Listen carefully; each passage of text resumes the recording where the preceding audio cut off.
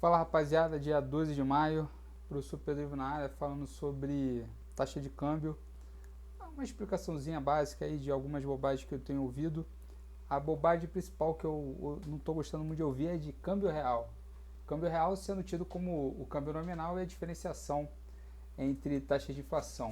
Na verdade, estão interpretando de forma errada a identidade da paridade descoberta da taxa de juros, que aí sim, se eu quero comparar títulos públicos, ir no mercado de títulos públicos e saber aonde eu devo investir no mercado de títulos que me oferece a maior taxa de juros vis-à-vis a menor depreciação cambial.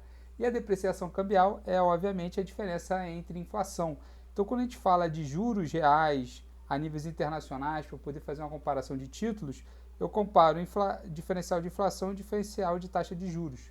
De resto, é pura bobagem. Então, estão querendo trazer uma nomenclatura de taxa de câmbio que na verdade serve para títulos públicos, onde a variável dependente é outra, invertem a equação e definir o tal do câmbio real. Isso não existe.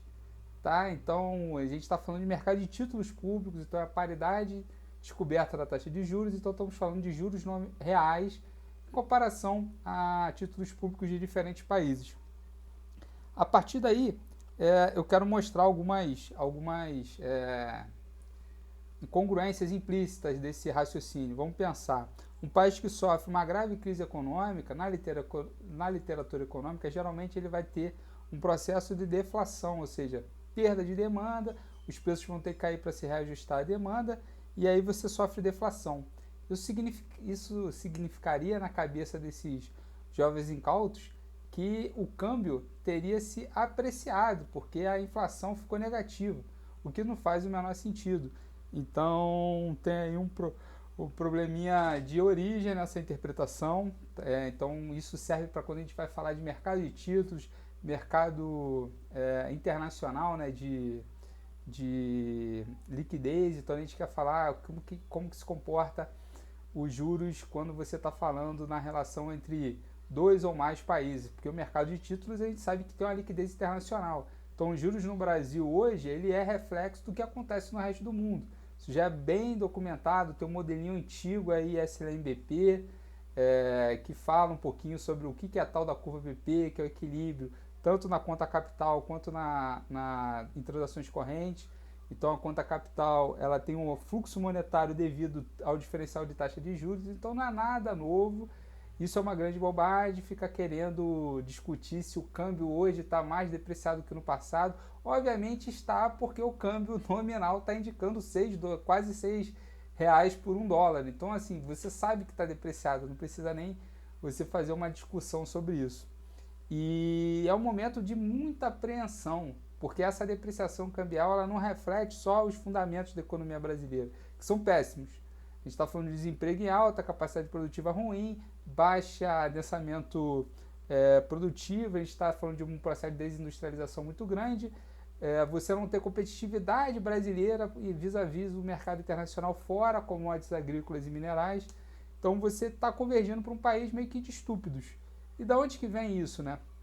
Quando a gente fala de desenvolvimento, de longo prazo, a gente está pensando em produtividade. E o aumento de produtividade se reflete em investimento em capital humano, principalmente no mundo onde você tem as tecnologias migrando de um país para o outro, centros produtivos só dependendo da capacidade de mão de obra. Veja o milagre que a China fez no seu território, Coreia do Sul. Então, todo milagre asiático, dos tigres asiáticos, está errado. Só o Brasil que está certo em manter uma política basicamente protetiva do seu setor industrial sem pensar no mercado externo, e isso vai gerando cada vez mais desindustrialização, ou seja, não adianta você atacar o fenômeno no curto prazo se você não está pensando nos drives de longo prazo desse processo de desindustrialização. Então, no curto prazo, a gente sempre pode pensar numa coisa, mas o longo prazo é que determina a dinâmica.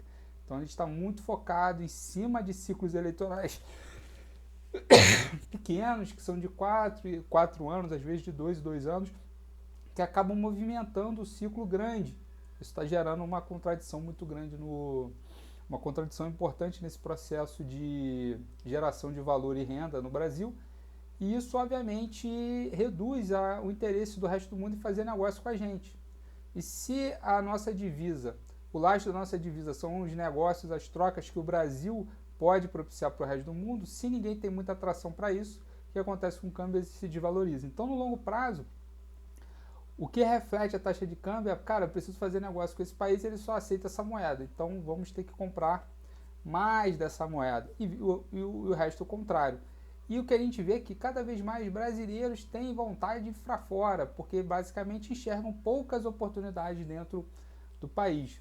Isso é algo importante que não está se dando o devido valor, que provavelmente é um drive de longo prazo desse processo de destruição de valor no Brasil, que a gente tem visto evasões de cérebros, evasão de pessoas com capacidade produtiva relevante, que simplesmente não querem pagar a conta de uma estrutura fiscal e estatal totalmente deficitária, anacrônica e por aí vai. E aí fica quem tem para pagar o pato.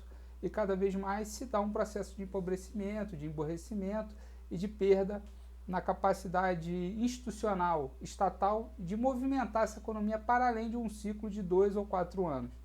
Fica aí então esse meu relato, querendo desconstruir toda essa literatura. Ah, o câmbio já foi mais valorizado no passado. Não, besteira. Nunca antes o Brasil se visualizou tão desvalorizado como agora. Instituições e cheques, problemas fiscais enormes, que você não tem solução rápido, você tem toda uma estrutura política que você não sabe para onde é que vai. Já vamos caminhar para o terceiro impedimento de um presidente, ou seja, tivemos o Collor, a Dilma e agora provavelmente o Bolsonaro. Então, assim, como que você vai fazer negócio com um país que não tem uma estabilidade das regras, nem políticas, que dirá regras econômicas? Então ficou uma coisa meio esquisita, e se você for pensar por esse prisma, você não faria negócio com um vizinho cuja casa está desarrumada. A mesma coisa para o resto do mundo. E a gente percebe que cada vez mais o Brasil, além de perder importância no mundo, vai perdendo importância em eixos centrais que ele se inseria. No BRICS, que era um dos tijolinhos principais desse bloco hegemônico, que é super importante, contemplado por Brasil, Rússia, Índia, China e África do Sul.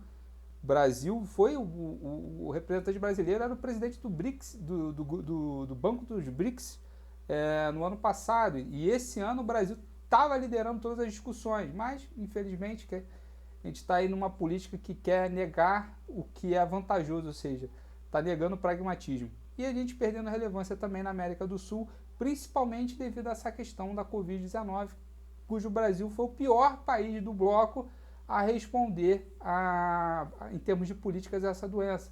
Então isso vai gerar problemas graves do ponto de vista comercial, porque os países vão impor barreiras sanitárias importantes para a transação com o Brasil. Isso vai gerar ainda mais desdobramentos no médio e curto prazo. Então fica aí meu relato. Quem apostar na alta do dólar pode continuar apostando. Quem achou que a fala do Guedes fazia algum sentido, mais uma vez, já é a 5ª ou 10ª ou 20ª vez que eu falo que que o doutor Chapatino não entende nada de economia. A partir da década de 80 ele esqueceu todos os manuais. Talvez ele tenha na cabeça o modelo SLM do Hicks, ou algo por aí, talvez um modelinho de Kagan, alguma coisa aí da curva de Phillips aceleracionista do Milton Friedman, e de resto, esquece. É um cara assim que tu percebe na linguagem que ele tem pouca experimentação no desenvolvimento econômico, no que está acontecendo no resto do mundo, e fica buscando alguns espantalhos aí para tentar, através de um discurso simples, identificar uma bala de prata para a rápida solução no Brasil, que não existe. O Brasil não tem solução rápida, do contrário, alguém já teria feito. Tem muita gente brilhante aqui que não consegue pensar numa saída tão rápida assim. Então a gente tem que ir devagarzinho, paulatinamente, tentando resolver os problemas do Brasil, e essa solução não será indolor. Um abraço a todos.